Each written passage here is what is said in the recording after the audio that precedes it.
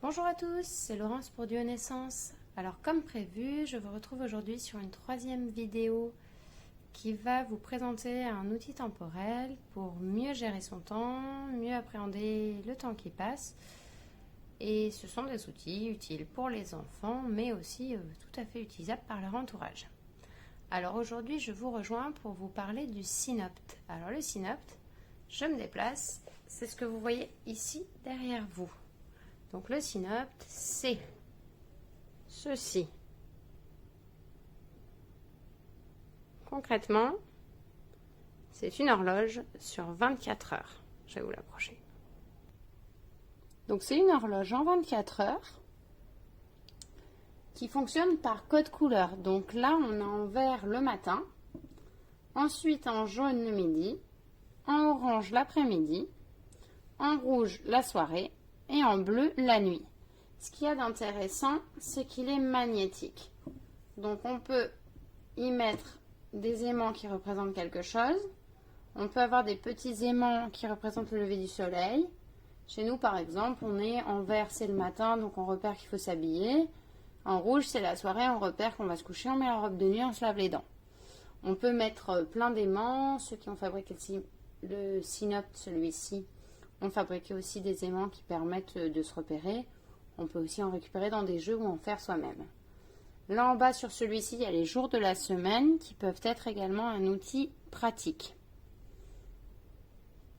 Alors ce que ça a de sympa, le Synopte, c'est qu'en fait, on a les 24 heures qui sont représentées et non pas les 12 heures comme sur une horloge.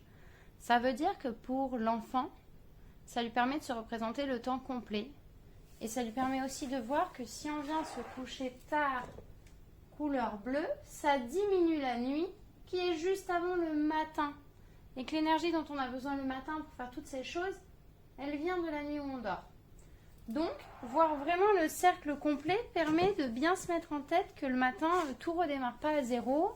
Et que si on s'est couché tard, par exemple, la fatigue, elle peut être là le matin. Ça permet aussi de se dire que quand on donne une information horaire à un enfant du type il est midi, on mange, donc finis vite ce que tu fais ou cet après-midi on fera ça. Des fois l'enfant il ne sait pas trop où il en est entre ce matin et cet après-midi.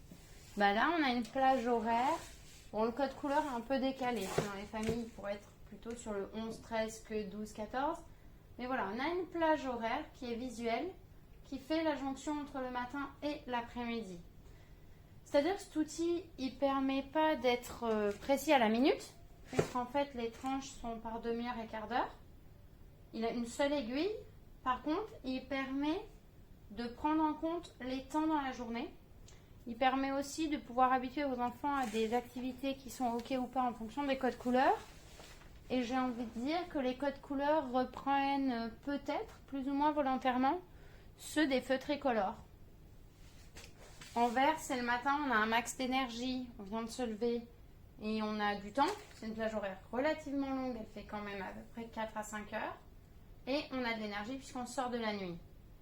En orange, on est sur l'après-midi, on a moins d'énergie.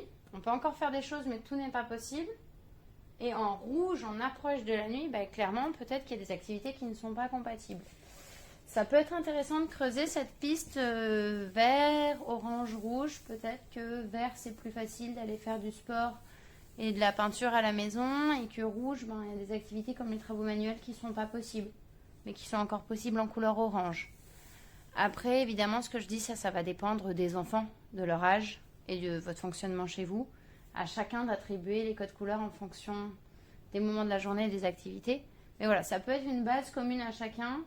Et même nous, adultes, des fois, quand on se retourne, sans faire un calcul horaire, sans regarder le planning du patron sur l'agenda ou autre, on regarde et on se dit « Waouh, oh purée, on est déjà à la fin du couleur orange, vite, il y a un repas qui va devoir être pris dans moins d'une heure ou deux. » Ça permet d'avoir une perception globale. Pour l'outil de l'adulte, ça peut être vraiment sympa.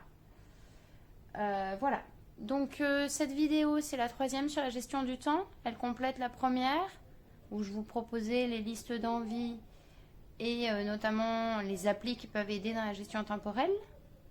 La deuxième, qui présentait les sabliers et les time timers. Donc là, c'était plutôt la perception du temps qui passe.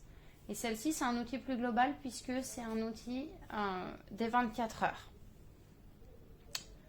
Je ne vais pas forcément revenir vers vous avec des outils temporels de type semainier, mensuel ou annuel. Parce que là, pour l'instant, ça ne me semble pas être dans la continuité utile par rapport au contexte notamment actuel.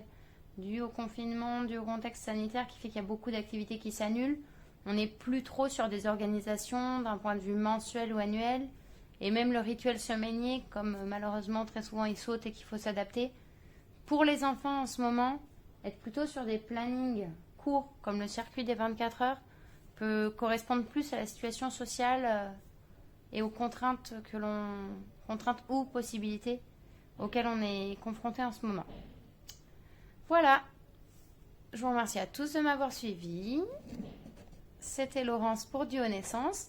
Je vous propose de vous retrouver prochainement sur mon site, sur la chaîne YouTube et sur FB. Merci, à bientôt.